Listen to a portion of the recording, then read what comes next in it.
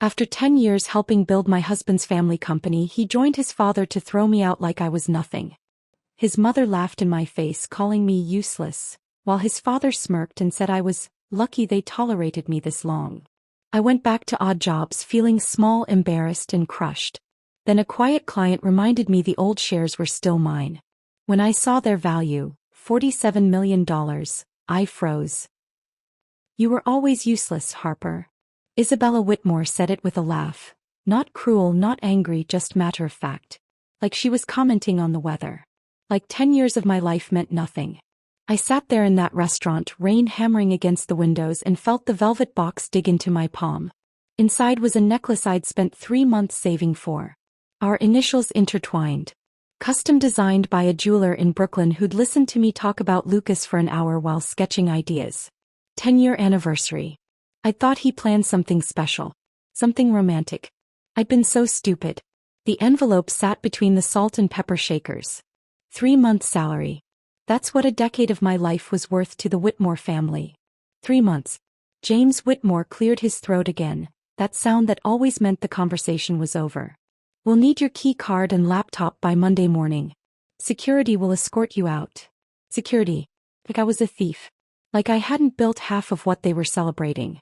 Lucas still hadn't looked at me. My husband of 10 years, sitting there in the cologne I'd bought him last Christmas, staring at his wine glass like it held answers. His silence was louder than anything his mother had said. I'd been 26 when James hired me. Fresh out of Columbia with an MBA I'd paid for with loans I was still drowning in. Lucas and I were newlyweds then, living in a studio apartment in Brooklyn so small we had to take turns getting dressed in the morning. We ate ramen 3 nights a week. For if money was tight. I remember thinking the Whitmore job was a miracle. Decent salary. Real title. A chance to prove myself. James had called me into his office that first week. "I'm giving you 0.3% equity," he'd said, sliding papers across his massive desk. "Symbolic stake. Makes you feel invested, part of the team." I'd signed without reading it carefully. Who questions a gift? Who argues with a miracle? I spent the next decade earning that miracle. I rebuilt their supply chain from the ground up. The Whitmore Group had been regional. Profitable but small, stuck in outdated systems and old relationships. I changed everything. Negotiated contracts in Singapore with manufacturers who'd never heard of them. Spent 3 weeks in Sydney convincing distribution partners we were worth the risk.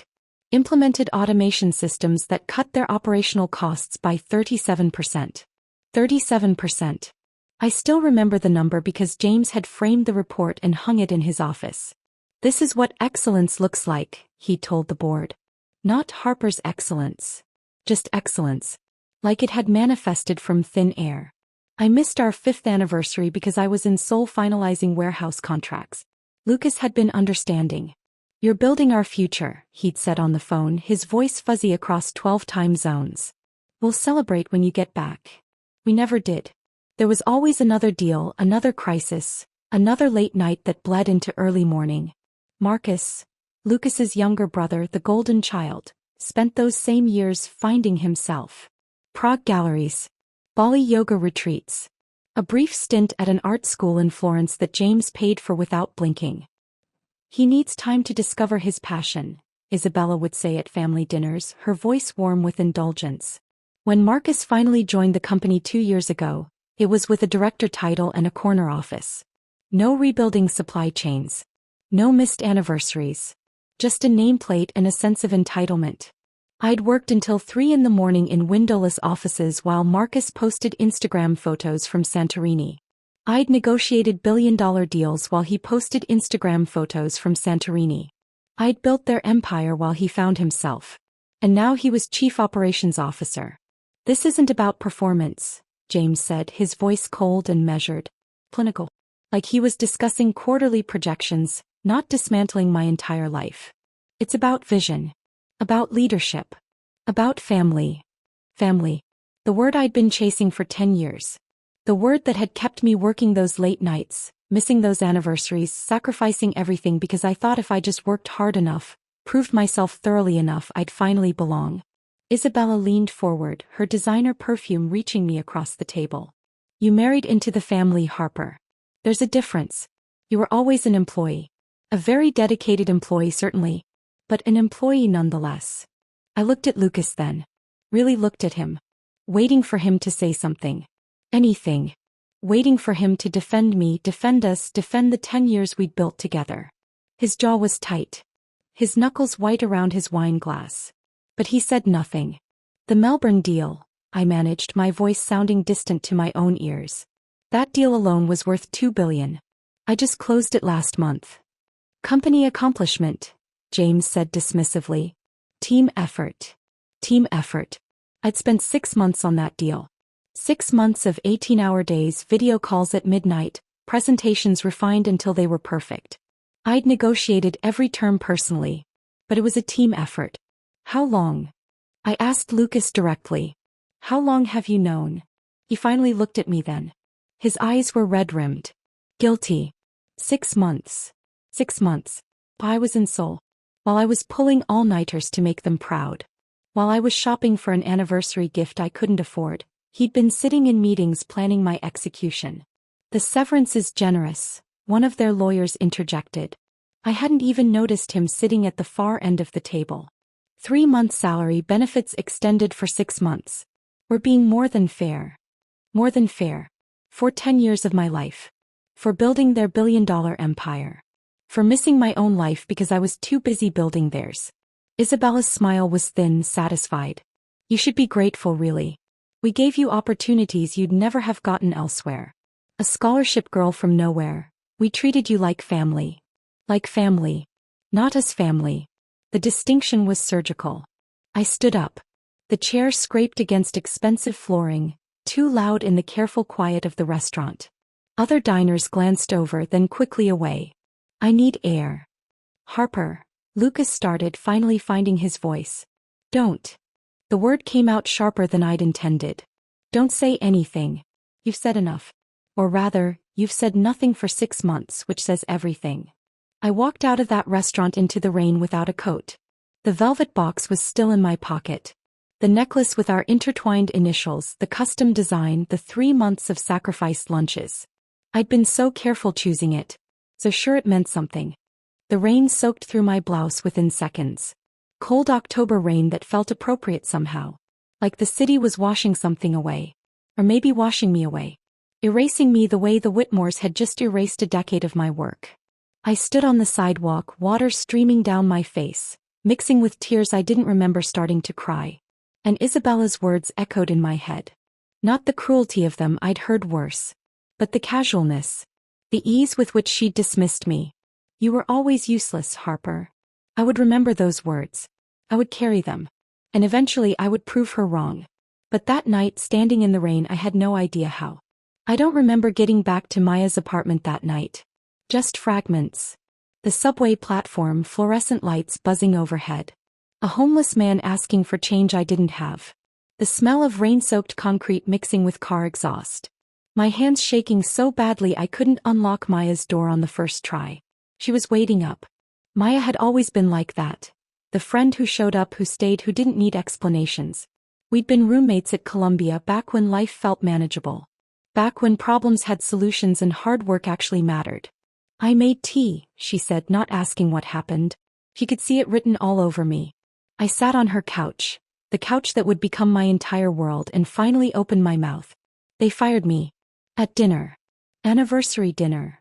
The words came out flat, disconnected from emotion. Like I was reporting someone else's tragedy. Maya's face went through several expressions before settling on fury. Lucas was there? He knew. For 6 months. I pulled the velvet box from my pocket, set it on her coffee table. I bought him this. 3 months of lunch money. She didn't ask what was inside. Didn't try to comfort me with empty words. She just sat beside me, her presence the only stable thing in a world that had tilted sideways. You can stay as long as you need. Forever if it comes to that.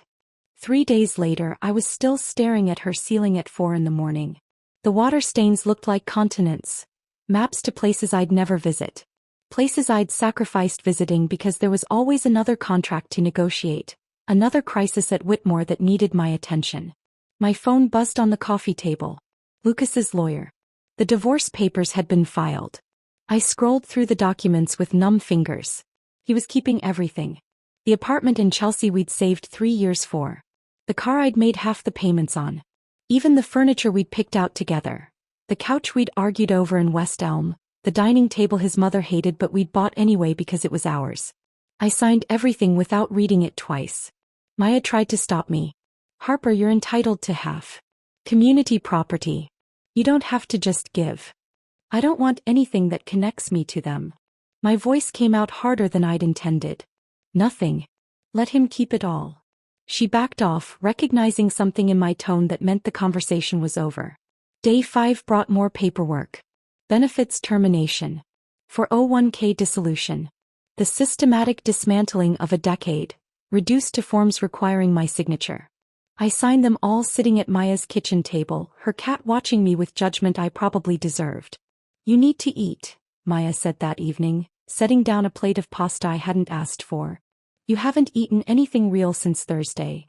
I nodded. Promised I would. Waited until she left for her night shift at the hospital. Maya had always been a nurse, had always taken care of people. Then stared at the food until it went cold. The pasta congealed. The sauce separated. I couldn't bring myself to taste it. The velvet box stayed on the coffee table. Unopened. Untouched. Some things hurt too much to confront and too much to throw away. By the end of week 2, I'd sent out 42 job applications. I had a list. Companies I'd done business with. Competitors who'd tried to recruit me over the years. Startups that needed someone with my expertise. I tailored every resume, personalized every cover letter, reminded them of projects we'd collaborated on. 3 responses came back. 2 were automated rejections. Form letters that thanked me for my interest and wished me luck in my future endeavors. The 3rd was an interview request from a supply chain company in New Jersey. Finally, something. I prepared for 3 days. Researched the company inside and out. Practiced answers to questions they might ask. Wore the one good suit I'd grabbed from the apartment before Lucas changed the locks. Took 2 trains to get there because I didn't have a car anymore. The interview started well. The hiring manager, a woman named Patricia, seemed impressed. Asked smart questions. Nodded at my answers. Then her desk phone rang. She glanced at the screen and something changed in her expression. Excuse me. I need to take this. I could see the name, James Whitmore. Patricia's voice went careful. Professional. Yes, Mr. Whitmore. Of course. I understand. Thank you for the information. She hung up, wouldn't meet my eyes. I'm sorry, Ms. Martinez. We've decided to go in a different direction. We'll be in touch if anything changes. We both knew nothing would change. I called my former colleagues after that. People I'd mentored, trained, helped promote. Most calls went to voicemail. Most voicemails went unreturned. 2 people were honest with me. Rachel from operations. Tom from logistics. Harper, I'm so sorry, Rachel said, her voice low like she was afraid of being overheard. James called our CO personally. Said if we hire you, Whitmore Group will terminate all existing contracts and blacklist us from future opportunities. We can't afford that. We just can't. Tom was more direct. You're toxic right now. Everyone knows it. Everyone's afraid of the Whitmores. Give it time. Maybe in a year or 2 things will cool down. A year or 2. My savings account had maybe 2 months left. Student loans were coming due. Loans I'd deferred while building the Whitmore's empire. The storage unit holding the boxes I'd salvaged cost money I didn't have. Maya tried to help. I can cover rent. You don't need to. I'm not living off you. I was already sleeping on her couch. Already eating her food. Already taking up space in a life I didn't belong in. I needed to contribute something. Anything. That's when I found the Craigslist ad. Simple. Direct. House cleaning services needed. Flexible hours. Cash daily. I stared at the posting for an hour before clicking. Pride is a strange thing. You don't realize how much of your identity is tied to your work until the work disappears. I had an MBA from Columbia. I'd negotiated contracts worth billions. I'd built supply chain infrastructure across 3 continents. And now I was applying to clean houses. Mrs. Patterson hired me over the phone. She had a grandmother's voice, warm, patient, utterly disinterested in my credentials. You have references? Not recent ones. Can you show up on time? Yes. Then you start tomorrow. I'll text you the address. The Henderson house was in Westchester. Large. Expensive. The kind of place I'd once imagined living in. Mrs. Patterson met me at the door with supplies and instructions. Deep clean. Kitchen, 3 bathrooms, living areas. They're particular about the baseboards. The work was exactly what you'd imagine. My hands in bleach water. My knees on tile floors. My back bent over a mop for hours. By noon my hands were raw. By evening they were cracked and bleeding. Every muscle I had was screaming. But when Mrs. Patterson counted out $95 at the end of the day, cash and tips combined, I felt something I hadn't felt in weeks. Relief. Maybe even pride. Not the pride I'd felt closing billion-dollar deals. Something simpler. Cleaner. I cried on the bus ride back to Queens. Not from shame. From the sheer weight of still being functional. Still being capable of earning money, even if it wasn't the money I'd once earned. Maya noticed my hands that night. Harper, you're bleeding. I'm working. You have an MBA from. I'm working, I repeated harder. It's honest work. And right now it's what I have. She bandaged my hands without arguing. That was Maya. She knew when to push and when to just be there. The next few weeks blurred together. Different houses. Different families. Same work. My coworkers, Rosa, Amelia, Chin, didn't ask about my past. Didn't care about my education or my failures. I was just Harper. The new girl who showed up on time and didn't complain. Then October came. Cold and early. I was cleaning the Riverside estate. 7 bedrooms, 9 bathrooms, more square footage than most people see in a lifetime. I was emptying a trash can in the master suite when I heard the car pull up. Mercedes. But new enough to still have that showroom shine. Isabella Whitmore stepped out wearing sunglasses that probably cost more than I'd make in a month. She saw me through the window.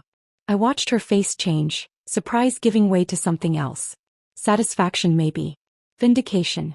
She walked to where I was standing, didn't bother lowering her voice. Well, this is appropriate. I heard rumors you were doing this work. I didn't believe them. Rosa was watching from the doorway. The client, Mrs. Ashford, was watching from inside. Isabella wanted an audience. This was theater. You were always useless, Harper. Women like me build legacies. Women like you clean our houses. She smiled, the expression sharp and satisfied. James was right. We were lucky we tolerated you as long as we did. Rosa started toward us, anger making her movements sharp. But I shook my head slightly. Not yet. Isabella drove away laughing. The sound echoed even after her car disappeared down the long driveway. I finished my shift in silence. Cleaned the remaining bathrooms. Mopped the kitchen floor. Collected my pay from Mrs. Ashford, who looked uncomfortable but said nothing. That night I sat in Maya's dark apartment until morning came. Something had changed. Not anger, I was too tired for anger. Something colder. Clearer. They thought they'd destroyed me. They thought reducing me to this would break me permanently. They were wrong. The morning after Isabella's visit, I woke up on Maya's couch with something unfamiliar settling in my chest. Not quite anger. Not quite determination. Something in between, a cold clarity that made the air feel sharper. I had 3 houses scheduled that day. The Ashfords were last. A sprawling estate in Scarsdale with more rooms than I could clean in one visit. Mrs. Patterson had warned me about them. They're particular, she'd said, which was code for difficult. The gray Lexus pulled up just as I was loading supplies into the van. Wednesday morning. Late November. The kind of cold that threatened snow but hadn't committed yet. I noticed the car immediately. Luxury sedans weren't uncommon in this neighborhood, but something about the way it parked, deliberate and unhurried, made me look twice. The woman who stepped out was 60-something, silver hair styled in a way that suggested weekly salon appointments. Her camel coat looked like it cost more than my entire month's earnings. She walked toward me with purpose, her heels clicking against the pavement. Harper Martinez, she said. My stomach dropped. Nobody here knew my last name. I'd been just Harper for weeks now. Harper who cleaned houses, Harper who showed up on time, Harper who didn't talk about her past. I'm sorry, do I? Catherine Brennan. She extended her hand, her grip firm when I shook it. We met 7 years ago. Singapore. You were negotiating warehouse contracts for the Whitmore Group. The memory surfaced slowly, reluctantly. Singapore. July. Humidity so thick it felt like breathing soup. A conference room with windows that didn't open. James sitting at the head of the table performing authority. And Catherine Brennan representing the Tanaka Logistics Consortium, asking questions that actually mattered while everyone else played territorial games. I remember, I said carefully. You asked about scalability metrics when everyone else was focused on pricing. Her smile was brief but genuine. You were the only person in that room who had real answers. Everyone else was performing competence. You actually possessed it. I didn't know what to say to that. Compliments felt like traps now. I heard you were let go from Whitmore, Catherine continued, her voice carrying no judgment, just statement of fact. I heard it wasn't about performance. Where did you hear that? Industry talks. People notice when someone builds something significant and then suddenly disappears. He paused, studying me. Family business. Those are the worst kind. They confuse loyalty with ownership, contribution with obligation. Part of me wanted to walk away. Pretend I didn't know her. Protect whatever small amount of dignity I had left. But Catherine had been different in Singapore. One of the few people who'd addressed me directly instead of routing everything through James. Mrs. Brennan. Catherine, please. Catherine. I appreciate the acknowledgement. But I need to finish loading this van. I have a schedule. I know. The Ashfords are particular about their baseboards. She said it without mockery, just observation. I'm friends with Eleanor Ashford. She mentioned hiring a new cleaner who was oddly overqualified. Described you. I wanted to verify. The cold was seeping through my jacket. My breath came out in small clouds. Verify what? That you're the same Harper Martinez who rebuilt Whitmore's entire Asian infrastructure. That you're the same person who negotiated the Melbourne deal, which by the way is still the gold standard in the industry for fair partnership structures. Catherine's expression shifted, became more intent. I have a question. Do you remember the paperwork you signed when you started at Whitmore? The very beginning, when James first brought you on board. The question felt loaded. Dangerous. There was a lot of paperwork. A stock agreement. Minor equity stake. James would have presented it as symbolic. The memory was fuzzy, 10 years old, buried under a decade of other documents and decisions. 0.3%, I said slowly. He said it was to make me feel invested. Part of the team. Catherine's smile was sharp enough to cut. 0.3% of Whitmore Group before the Asian expansion. Before the automation implementation you designed. Before the 3 acquisitions they completed in the last 8 months using infrastructure you built. Before the Melbourne deal closed and added $2 billion in valuation. She let that information settle, watching my face. The company you helped build is now worth approximately $16 billion. And if they forgot to terminate that equity in your severance, which incompetent family businesses often do, you might own more of that company than you think. My brain tried to do the math, but the numbers felt too big, too impossible. 0.3% of $16 billion. 40-something million. The amount didn't feel real. Couldn't be real. That's not possible, I whispered. They wouldn't forget something like that. James is too thorough. James is arrogant. And arrogant men make careless mistakes, especially when they're in a hurry to erase someone. Catherine pulled a business card from her coat pocket. Heavy stock. Embossed lettering. Diane Morrison. Corporate law. She's the best attorney in New York. Completely ethical, absolutely vicious. She specializes in cases where women get screwed by family businesses. I took the card automatically, my fingers numb from cold and shock. I have a confession, Catherine continued, moving toward her car. Isabella Whitmore tried to steal a contract from me 5 years ago. Used every dirty trick in the book. Underbid, spread rumors about our reliability, called in favors with mutual contacts. We lost that contract. Cost us 6 months of revenue. I'm sorry. Don't be. We survived. But I've been waiting for an opportunity to return the favor. She opened her car door, then looked back at me. You built that company, Harper. Everyone in the industry knows it. Everyone except the Whitmores, apparently. Check your paperwork. Those shares are still yours. You're not cleaning houses anymore. You're a shareholder. And shareholders have rights. She drove away, leaving me standing in the cold with a business card and a possibility I was too afraid to believe. I cleaned the Ashford house in a daze. Scrubbed bathrooms I didn't see. Mopped floors I couldn't focus on. Mrs. Ashford commented that I seemed distracted. I apologized, said I wasn't feeling well, finished the job as quickly as I could. On the bus back to Queens, I stared at the business card. Diane Morrison. The embossing caught the afternoon light. I kept thinking about Catherine's words. They forgot to terminate that equity. Those shares are still yours. That night I couldn't sleep. Maya had a late shift, so I was alone with my thoughts and the box of Whitmore documents I'd been avoiding. At 2 a.m, I finally pulled it out from under the couch. The box was heavier than I remembered. 10 years of papers. 10 years of proof that I'd existed in their world, even if they wanted to pretend I hadn't. I started searching. Methodically. Page by page. The severance agreement was near the top.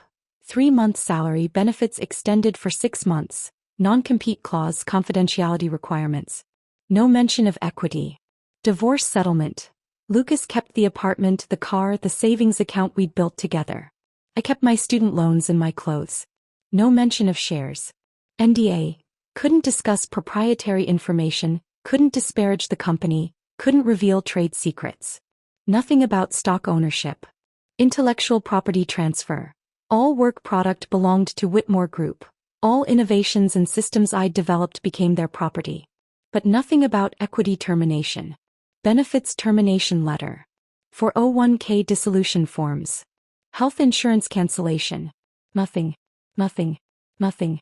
And then at the very bottom of the box, yellowed and creased, the original stock certificate. The Whitmore Group hereby issues 0.3% equity ownership to Harper Martinez, effective January 15, 2014. This ownership stake carries full voting rights and dividend participation as outlined in the company bylaws. Signed by James Whitmore. Witnessed by their corporate attorney. Filed with the Secretary of State. 10 years old. Still valid. My hands were shaking so hard I could barely hold the paper. I read it 3 times. 4 times. 5 times. Looking for the clause that would invalidate it. The expiration date. The buyback provision. The termination language. There wasn't any. I grabbed my phone. It was 2:47 a.m. but I couldn't wait. Couldn't think. Couldn't do anything except send the text before I lost my nerve. My name is Harper Martinez.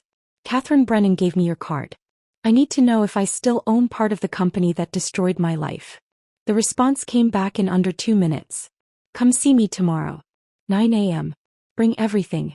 I sat there on Maya's couch, holding a yellowed piece of paper that might be worth $47 million, and felt something I hadn't felt in months. Hope. Dangerous and terrifying and impossible to ignore. I didn't sleep after sending that text. Just lay on Maya's couch watching the ceiling until gray light started filtering through her curtains. At 6 a.m. I gave up pretending and made coffee, my hands still trembling slightly as I held the stock certificate. Maya emerged from her bedroom at 7, took one look at me and stopped in her tracks. You look like you've seen a ghost. I might own $47 million. She blinked. Process. I'm going to need you to repeat that. I showed her the certificate. Explained Catherine Brennan's visit. Watched Maya's expression cycle through disbelief, hope and careful skepticism. Harper, are you sure this is real? Not some, I don't know, scam. Catherine Brennan is real. I worked with her in Singapore. And this, I held up the certificate, has James Whitmore's signature. Then why are you cleaning houses if you're secretly a millionaire? Because I might not be. Because the Whitmores have lawyers. Because this might be a mistake or a loophole they'll close the second they realize it exists. I set down my coffee cup before I dropped it. I have an appointment at 9. With an attorney Catherine recommended. Maya's nursing instincts kicked in. Have you eaten? I can't. You're eating. She pulled out bread, started making toast. You're not walking into a lawyer's office on an empty stomach. That's how you faint. The toast tasted like cardboard, but I forced it down. Maya insisted on coming with me, said she'd call in to work, but I shook my head. I need to do this alone. The address Diane Morrison had texted was in Midtown. A building I'd walked past 100 times during my Whitmore days without really seeing it. Glass and steel reaching into the sky, the kind of building that housed hedge funds and corporate law firms and decisions worth more money than most people saw in a lifetime. The elevator to the 53rd floor was empty except for me and a man in an expensive suit who didn't look at me once. I was wearing the same outfit I'd worn to that failed interview weeks ago. The only professional clothes I still owned. It felt inadequate. Everything felt inadequate. The elevator doors opened onto a reception area that screamed money. Marble floors. Minimalist furniture. A receptionist who looked like she'd stepped out of a fashion magazine. Harper Martinez, I said. I have a 9 o'clock with Diane Morrison. She's expecting you. The receptionist smiled. Professional, practiced. Conference room 3. Down the hall, last door on your right. Diane Morrison was younger than I expected. Maybe 40, with dark hair pulled back in a severe bun and a charcoal suit that looked custom-tailored. She stood when I entered, her handshake firm and assessing. Catherine says you might have an equity stake in a company that fired you, she began without preamble. No small talk. No weather commentary. Just straight to business. The Whitmore Group. Logistics and supply chain. That correct? Yes. My voice came out steadier than I felt. You brought documentation? I handed over the folder. The stock certificate, the severance agreement, the divorce papers, everything I'd pulled from that box. Diane spread them across the conference table with practiced efficiency, her eyes scanning pages with speed that suggested she'd done this 1,000 times. The silence stretched. 10 minutes of nothing but the sound of pages turning and my heartbeat hammering in my ears.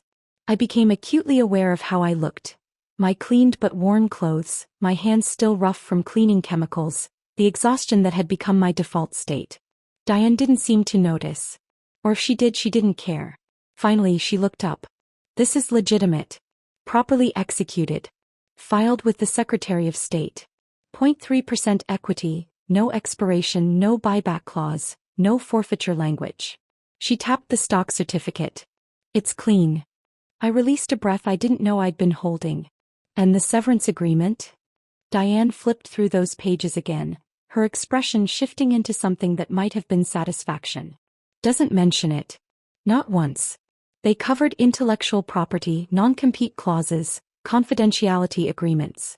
They covered everything except the one thing that actually matters. They forgot. They forgot, Diane confirmed. Her smile was sharp. Dangerous. 0.3% of Whitmore Group's current valuation, $15.8 billion as of their last filing, is $47.4 million. The number hung in the air between us. $47 million. More money than I could conceptualize. More money than my parents had earned in their entire lives combined. If they IPO at $20 billion next spring, which is their stated target, and you retain your shares, you're looking at $60 million.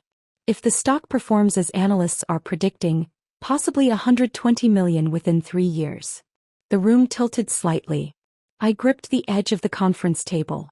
But there's a problem, Diane continued, and my stomach dropped. If they discover you're claiming this stake, they'll fight hard. James Whitmore will drown you in motions and legal fees until you give up. That's what men like him do to women who challenge them. So I can't win. The hope that had been building crumbled. I didn't say that. Diane leaned back in her chair, studying me. Here's what they don't know. Their IPO prospectus, which they filed preliminary versions of last month, must disclose all shareholders above 0.1%. Your name isn't on it. Maybe they bought me out and I forgot? Did you receive $47 million? No. Then they didn't buy you out. Which means they either genuinely forgot you exist, or they're committing securities fraud by omitting a material shareholder. Either way, the SEC would be very interested. Diane pulled out a legal pad, started sketching what looked like a strategy flowchart. Here's how this works. We file a formal claim asserting your shareholder rights. We give them 30 days to respond. They'll panic, call emergency board meetings, scramble their lawyers, try to figure out how this happened. Then they'll come to us with offers. Big offers. Scary big offers designed to make you shut up and disappear. How big? Initial offer will probably be 20, maybe 25 million. They'll frame it as generous. More than fair. They'll add confidentiality agreements and non-disparagement clauses. They'll make it sound like you're winning. But I'm not. But you're not. Diane's eyes were sharp. Because if you take the money, you disappear. The story becomes, disgruntled employee got a payday. But if you refuse, if you insist on being recognized as a legitimate shareholder with full voting rights, you force them to either fight you in court, which delays their IPO and costs them hundreds of millions, or add you to their prospectus. Make you permanent. She leaned forward. So my question is, what do you want? Is this about money? Because if it is, I'll negotiate the best buyout possible. 30-40 million. Walk away and rebuild your life. No one would blame you. I thought about Isabella's laugh. You were always useless, Harper.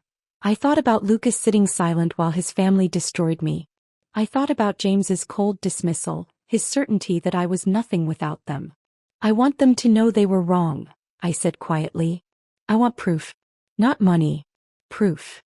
Diane nodded slowly like I'd passed some kind of test. Then we file a formal claim. We give them 30 days. They'll panic, offer you numbers designed to make you fold. And you say no.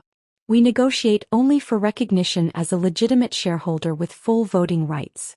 We make this about principle, not money. He paused, holding my gaze. It'll drive them insane. Men like James Whitmore don't lose. And they especially don't lose to women they've already defeated. This will be ugly. They'll investigate you, try to find leverage, make your life difficult in ways you can't anticipate. They already made my life difficult. Fair point. Diane pulled out an engagement letter. My retainer is $15,000. Standard rate for cases like this. My heart sank. I had maybe $2,000 left. I don't have that kind of money. Catherine already paid it. Diane slid the letter across the table. She called this morning. Said to consider it an investment. Apparently, she really doesn't like Isabella Whitmore. I stared at the engagement letter. This was real.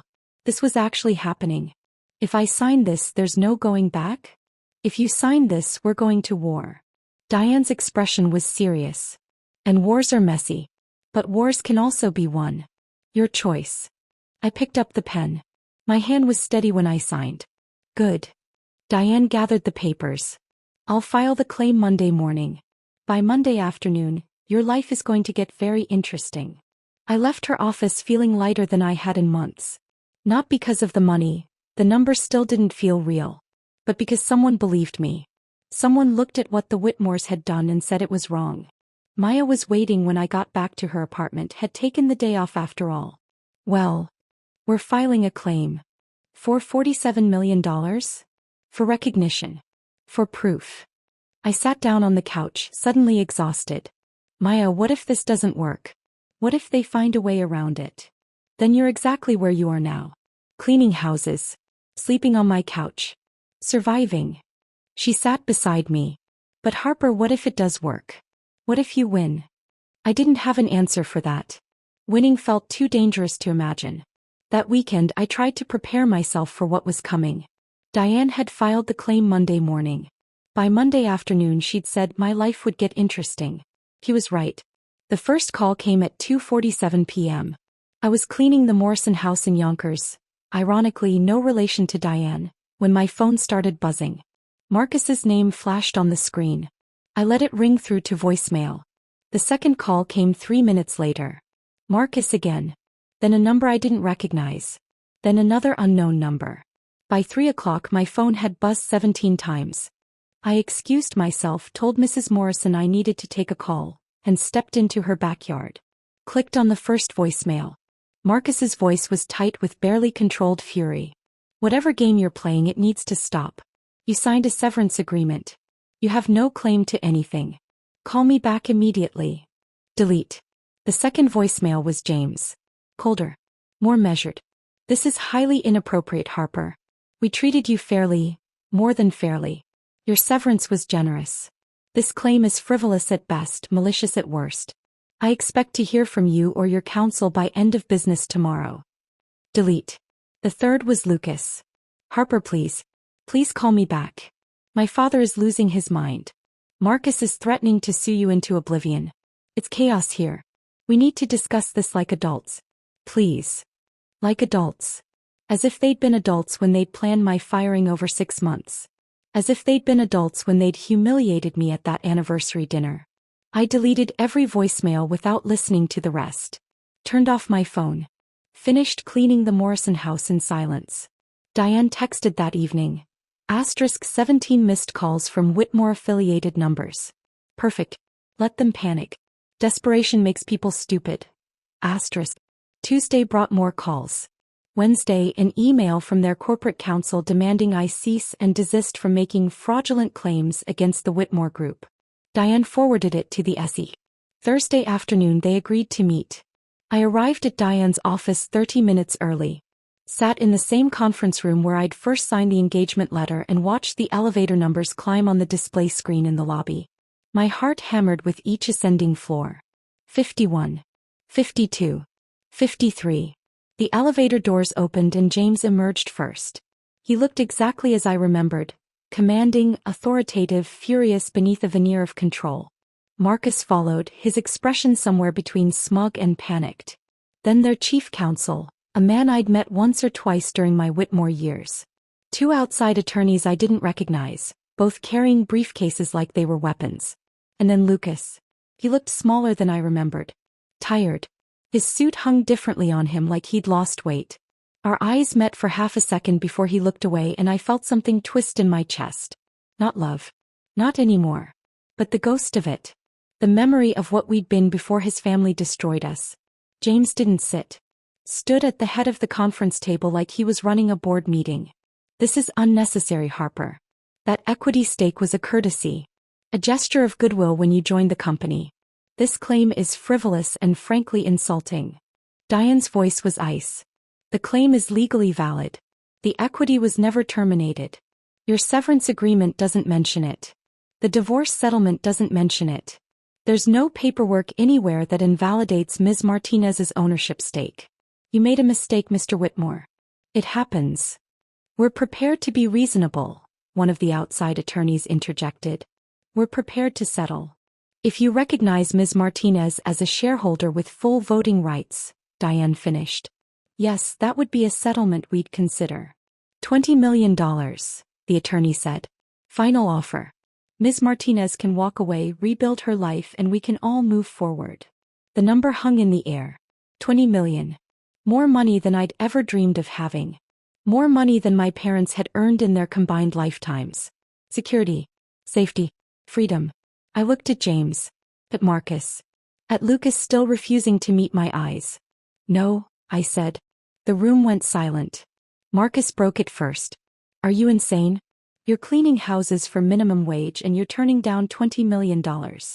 I'm turning down $20 million, I confirmed. James's face went red. 25 million. That's as high as we'll go. Take it or we'll bury you in litigation for decades.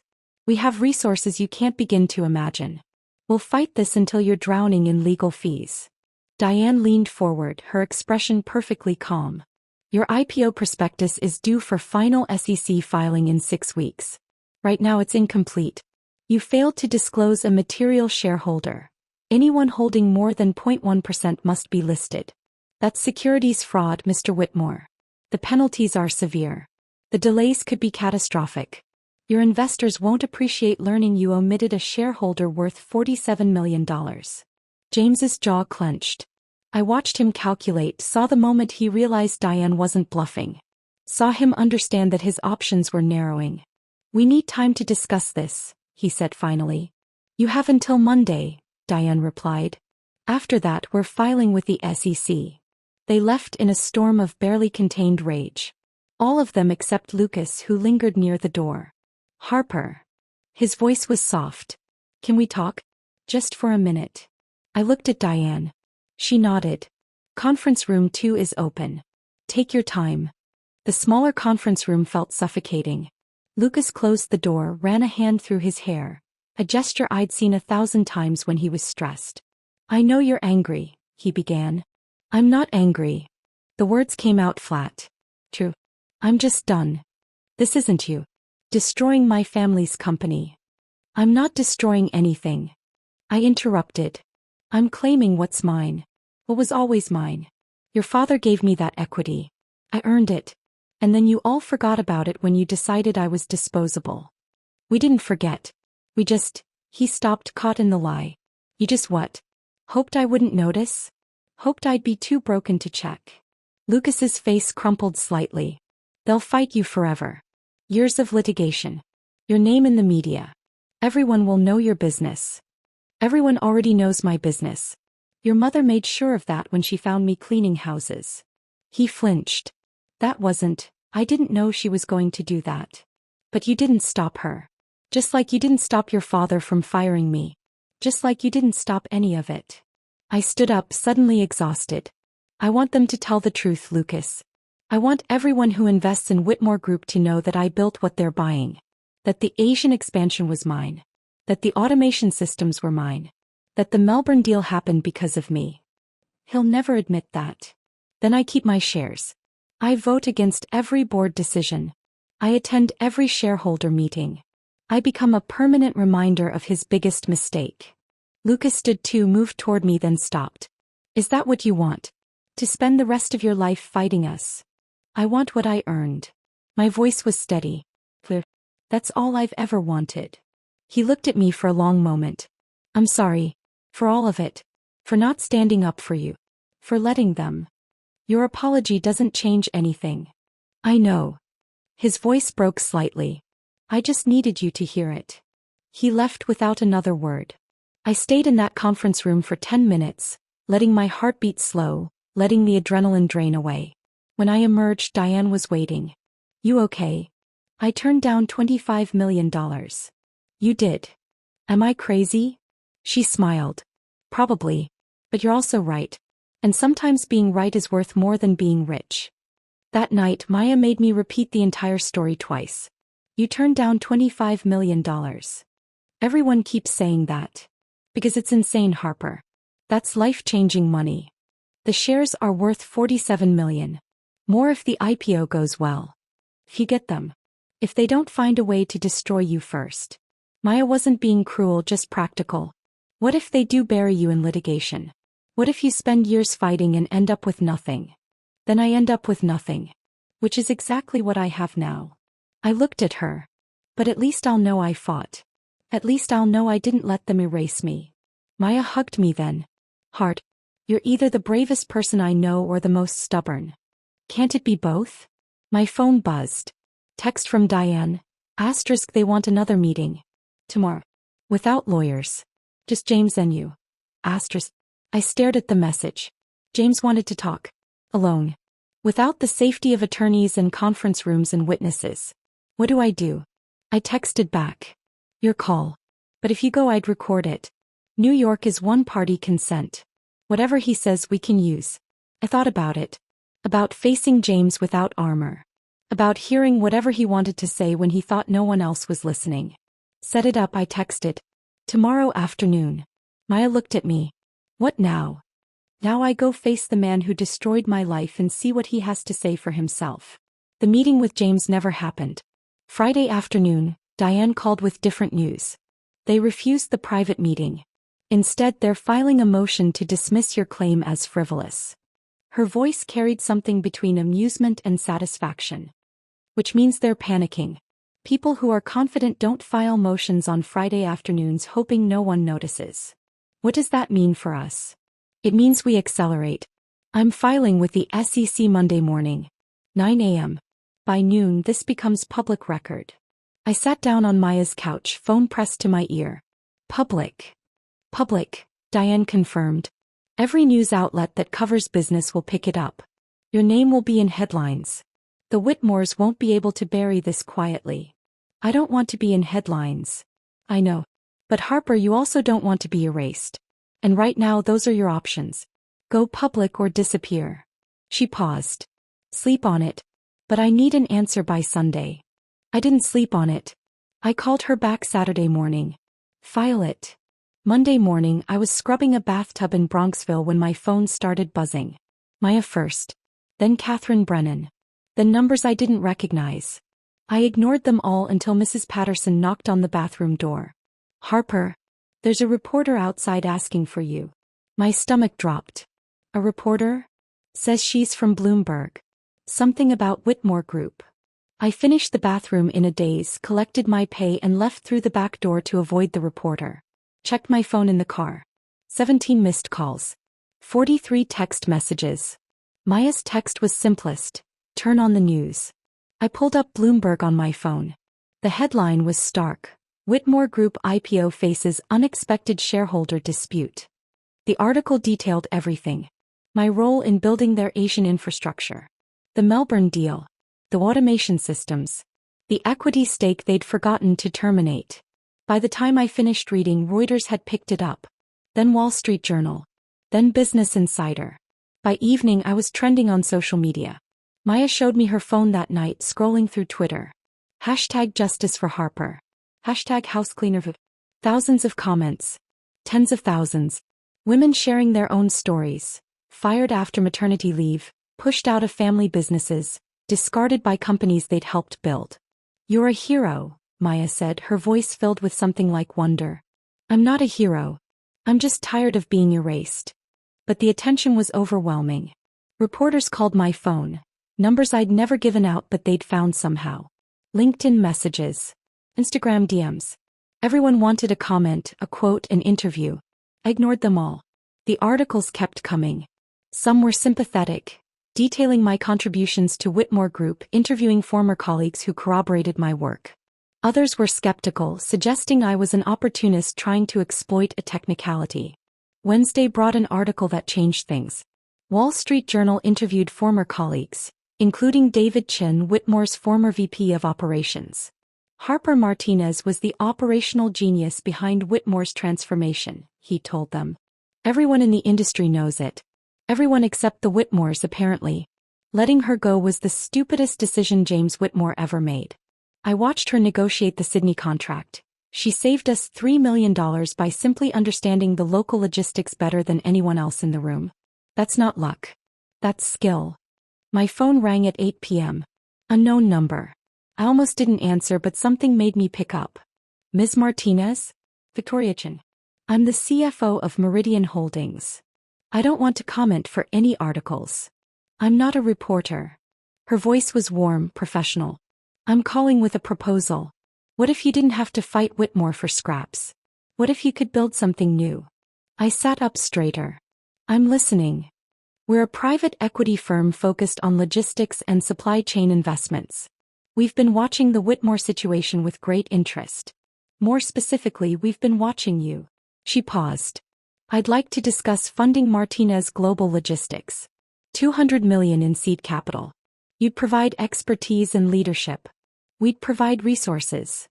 $200 million. 60% initial equity, decreasing to 40% over 5 years as you hit performance milestones. Full operational control. CEO title. Board seat guaranteed. Victoria's voice carried certainty.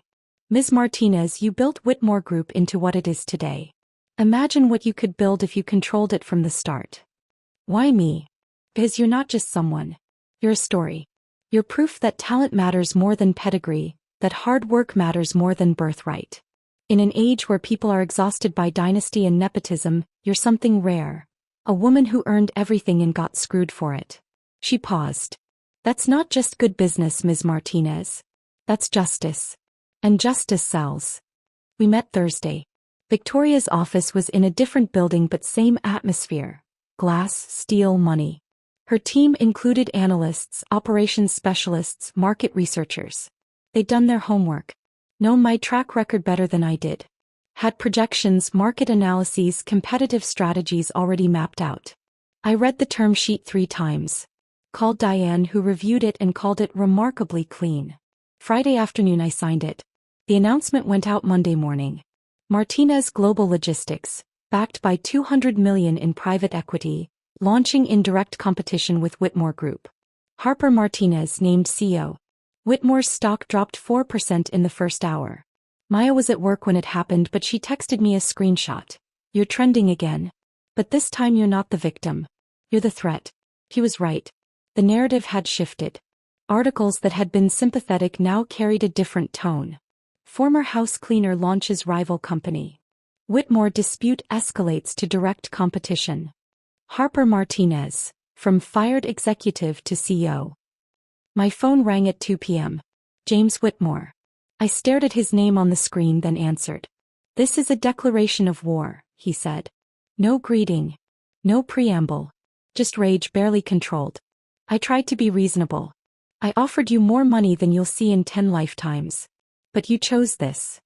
I chose to build something that can't be taken away from me, I said. That's not war. That's survival. We'll destroy you. You think you understand this industry? You don't know what you're up against. I built your Asian expansion, James. I designed your automation systems. I negotiated your biggest deals. I know exactly what I'm up against. And I know your weaknesses better than anyone. The silence on the other end was thick. Heavy. You'll regret this, he said finally. Maybe. But I'll regret it as a CEO, not as someone who cleans your family's toilets. I hung up. That night Maya brought home champagne. Cheap stuff from the bodega, but it felt appropriate. We toasted on her couch. The couch that had been my home for months, that had witnessed my complete collapse and slow rebuilding. You're really doing this, Maya said, half laughing, half terrified. You're really going to compete with them. I'm really going to beat them. And for the first time in months I believed it. By the end of the week I had 12 employees.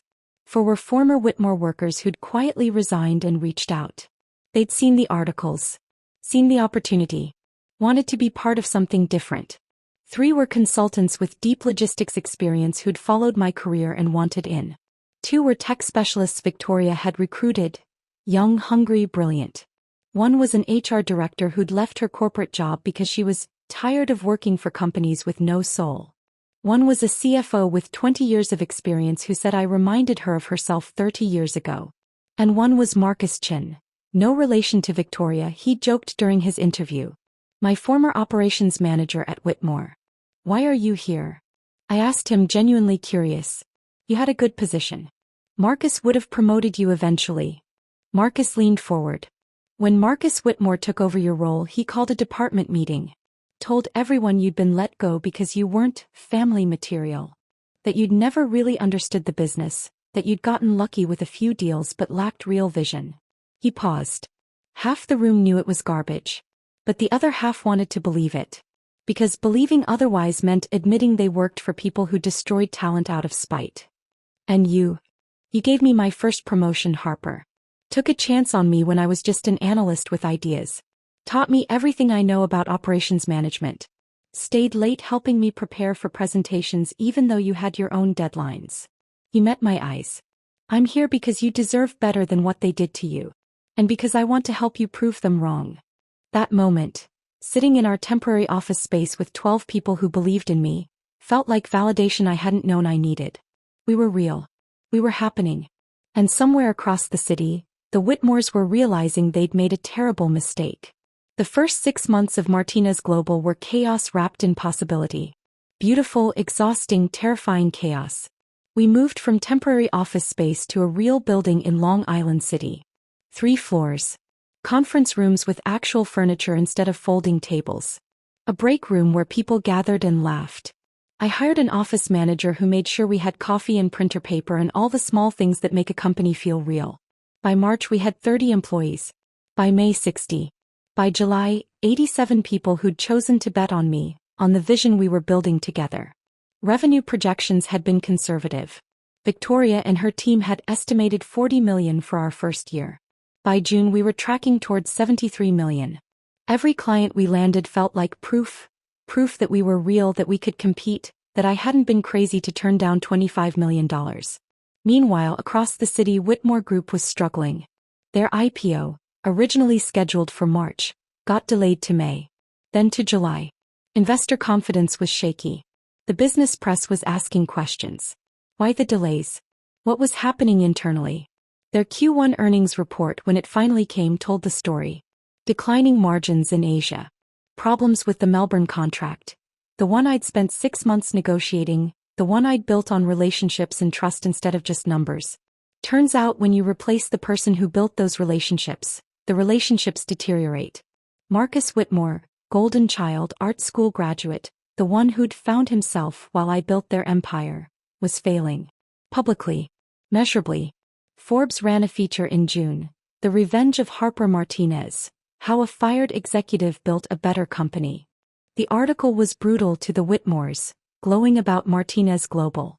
They'd interviewed clients, former colleagues, industry analysts. Everyone said the same thing. Harper Martinez was the real talent. The Whitmores had just been lucky to have her. But while the public story was vindicating, the legal battle raged on. Whitmore filed motion after motion. Frivolous claims, Diane called them. Desperation moves. Trying to find any angle, any technicality that might invalidate my equity stake. Diane countered everyone. The litigation was exhausting. Expensive. I'd signed over 20% of my Martinez global equity to cover legal fees because I refused to let the Whitmores bury me in costs. Some days I wanted to give up. Take whatever money they'd offer. Walk away.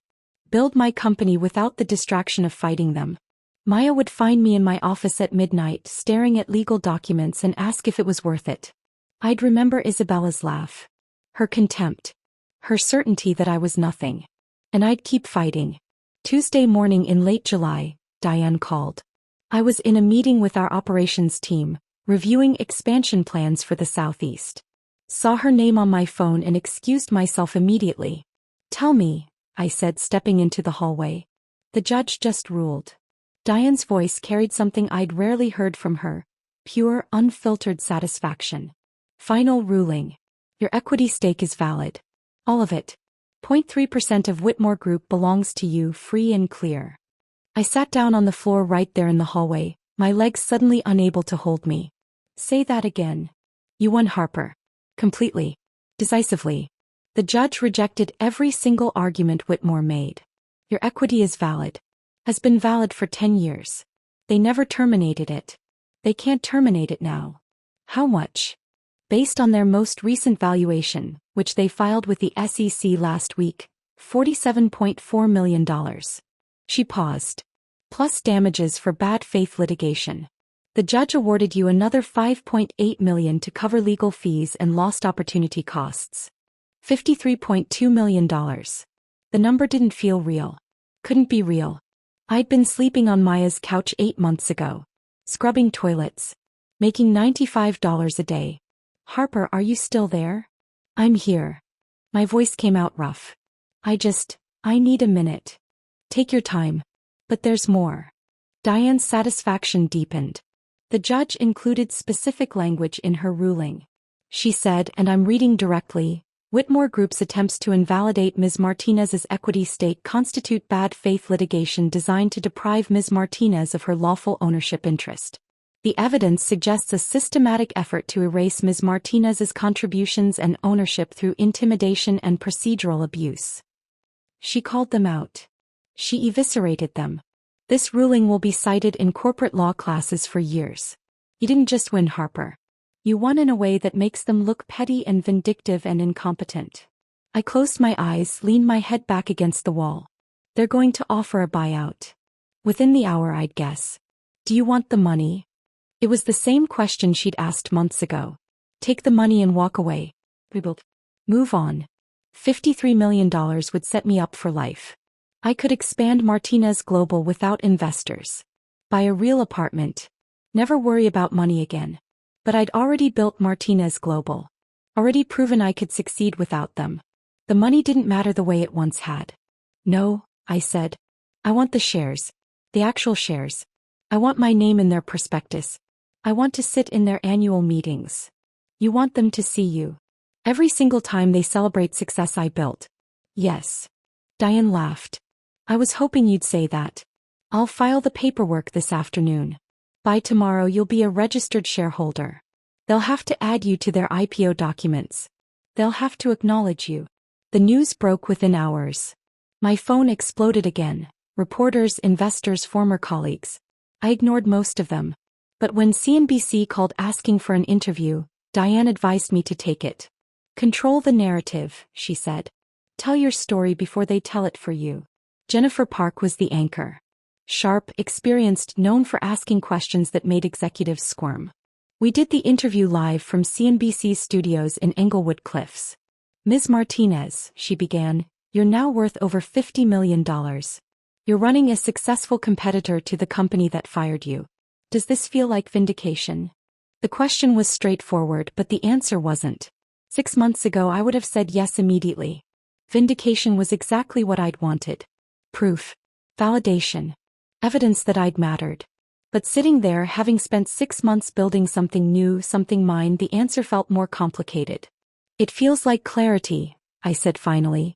For a long time I questioned whether I'd contributed anything meaningful to Whitmore. Whether I'd been lucky or skilled, valuable or just useful. Now I know. The market knows. The law knows. I built something real. They couldn't erase that no matter how hard they tried. Your former employer tried very hard, according to court documents. They did. But trying to erase someone doesn't make them disappear. It just makes you look afraid of what they represent. The clip went viral. Millions of views. Thousands of comments. Women sharing it, men sharing it, business students analyzing it. The phrase "trying to erase someone doesn't make them disappear" became a hashtag. Maya showed me that night. We were back at her apartment.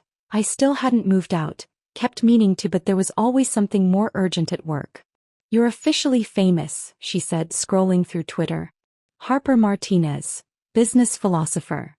I just said what I was thinking. That's usually when people say the most important things. 3 days later, a courier arrived at my office. Friday afternoon. Most of the staff had left early for the weekend. I was alone reviewing contracts when my assistant buzzed. "Harper, there's a delivery for you. Requires signature." The envelope was heavy. Expensive stationery. The kind James Whitmore had always used for important correspondence.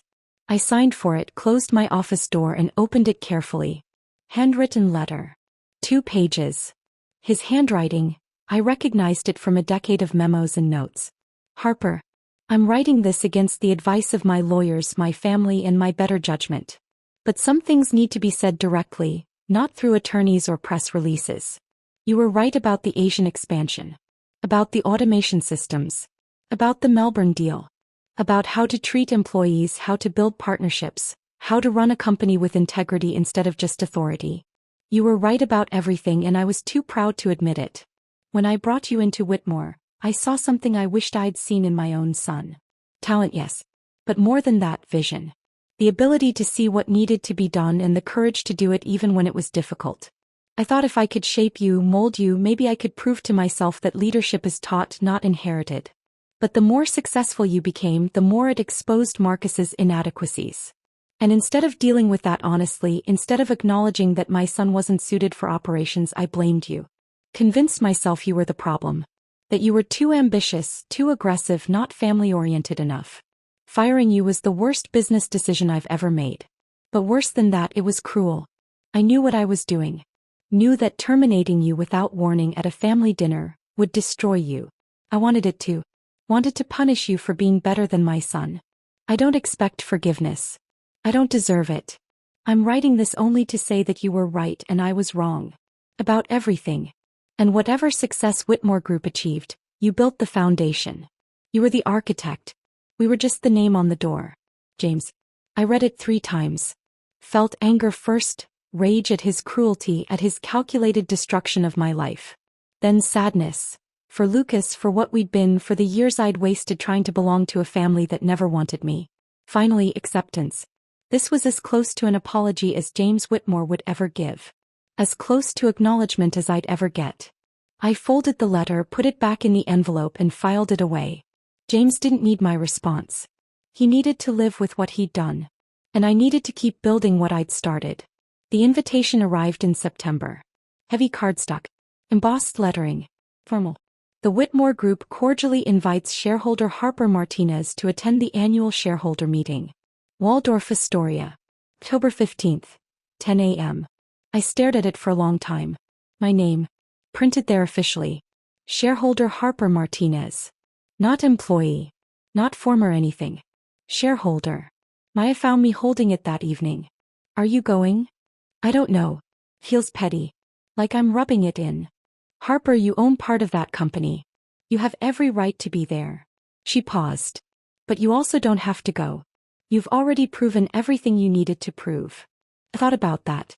About what I needed versus what I wanted. About closure and vindication and the difference between the two. "I'm going," I said finally. October 15th was unseasonably warm. Indian summer, people called it. I wore my best suit, charcoal gray, tailored, purchased with Martinez Global profits. Not saved lunch money. Not sacrificed meals. Money I'd earned building something real. The Waldorf Astoria ballroom was exactly what I expected. Chandeliers. Formal seating. An atmosphere of old money and older power. Shareholders filled the room. Some I recognized from my Whitmore days, most I didn't. I walked in with my head high. Found a seat in the third row. Not front row, that felt too aggressive. But close enough to be seen. Close enough to be impossible to ignore.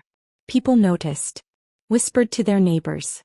Pulled out phones to Google my name, confirm I was who they thought I was. The woman who'd sued Whitmore. The woman who'd won. The woman who'd built a competing company that was eating into their market share. James and Marcus entered from a side door. James saw me immediately. Our eyes met across the room. He paused just a fraction of a second, then continued to the podium. "Good morning," he began, his voice carrying that same authority I remembered. "Thank you all for joining us for Whitmore Group's annual shareholder meeting." The presentation was professional, polished, but the numbers told a different story than the words. Revenue flat. Margins declining. Market share eroding in Asia, the market I'd built for them. The Melbourne contract, once their crown jewel, was underperforming. Client retention was a challenge, which was corporate speak for clients are leaving. James tried to spin it positively. Talked about market headwinds, transitional periods, strategic repositioning. But everyone in that room could read a financial report. Whitmore Group was struggling. Marcus presented the operational overview. He stumbled through slides about supply chain optimization and automation integration. Systems I'd designed, terminology I'd taught him. He sounded like someone reciting a language they didn't actually speak. During the Q&A, an investor asked about the delayed IPO. James's answer was careful. Measured. "We're waiting for optimal market conditions." Translation. No one wanted to invest in a company losing ground to a competitor run by the woman they'd fired. I said nothing during the entire meeting. Didn't ask questions. Didn't make comments. Just sat there, visible, present, undeniable. After the formal session ended, there was a reception. Champagne and small appetizers. Networking and small talk. I was heading toward the exit when Lucas intercepted me. "Harper." His voice was soft. "Can we talk? Just for a minute." He looked different than I remembered. Thinner. Lines around his eyes that hadn't been there a year ago. His suit was expensive but hung slightly loose, like he'd lost weight and hadn't adjusted his wardrobe. "1 minute," I said. We found a corner away from the crowd. He held a glass of champagne he wasn't drinking.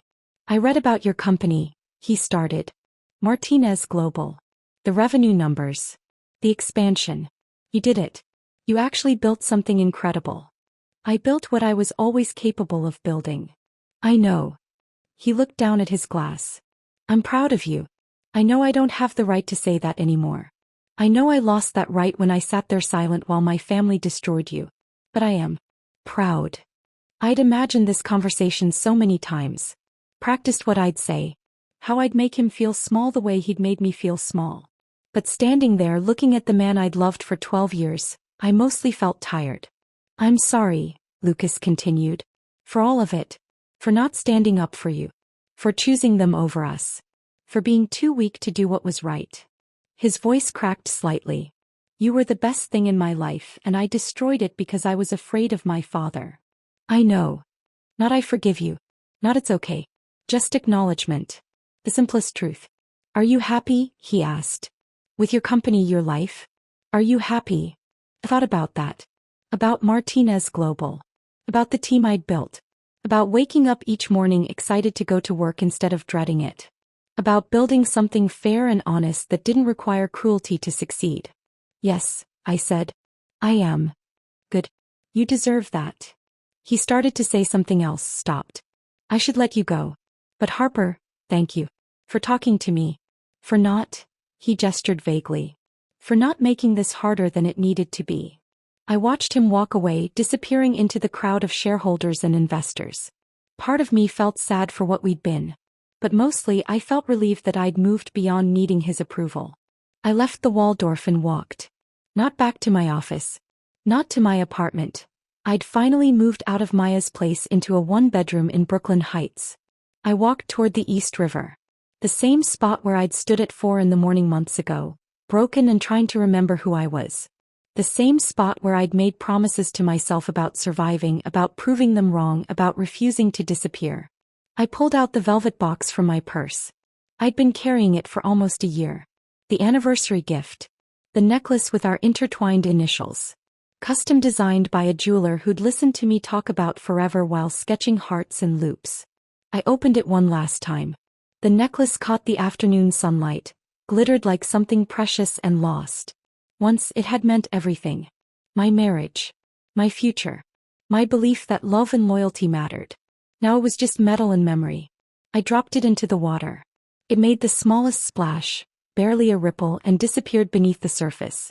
Some things you carry. Some things you let go. You were always useless, Harper. Isabella's words had been meant to destroy me. To make me believe I was nothing without them. But they'd become something else. Fuel. Evidence. Proof that the people who need cruelty to feel powerful are the truly useless ones. I'd survived. More than survived. I'd rebuilt. Proved that talent matters more than pedigree.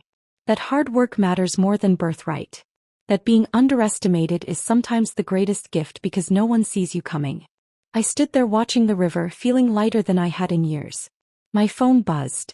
Text from Marcus Chin, my operations manager, not the Whitmore Marcus. Client meeting went well. They're signing for 3 years. We're officially expanding into the Pacific Northwest. I smiled. Texted back. Excellent work. Celebrate with the team. Drinks on me. Another text. This one from Maya. Dinner tonight? My place? I'm making real food, not ramen. I'll bring wine, I replied. One more text.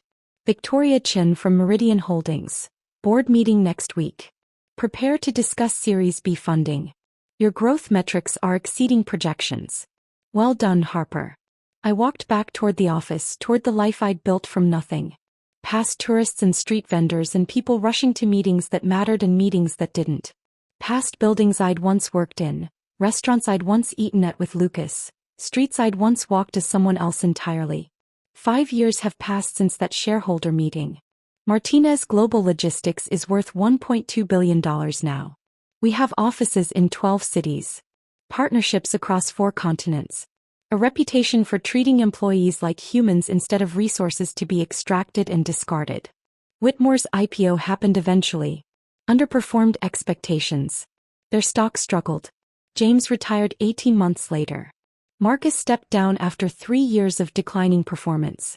Lucas left the family business entirely, went into consulting. I hear he's doing well. I hope he is. I never remarried. Dated occasionally. Nothing serious. Found contentment in the work itself. Building something that proves excellence doesn't require cruelty. That success doesn't demand sacrifice of your humanity. Business schools teach my case now. Corporate governance. Resilience. The difference between building a company and inheriting one. Students write papers analyzing what the Whitmores did wrong, what I did right. But I don't think about legacy much. Don't measure my worth by headlines or case studies or valuations. I measure it by the team I've built. By the clients who trust us. By the employees who say Martinez Global changed their lives because we treat them with dignity. I measure it by waking up each morning excited instead of exhausted. By building something honest. By proving, mostly to myself, that I was never the useless one. The receipt was never about money. Never about revenge. It was about standing up after being knocked down. About refusing to accept someone else's assessment of your worth. About building twice. Once for people who would never appreciate it and once for yourself. And that second time, that's when you build something that lasts. If this story of Harper's incredible comeback had you hooked from start to finish, smash that like button right now. My favorite part was when she turned down $25 million and chose dignity over money. What was your favorite moment? Drop it in the comments below. Want more inspiring revenge stories that prove you can rebuild after betrayal? Subscribe and hit that notification bell so you never miss an upload.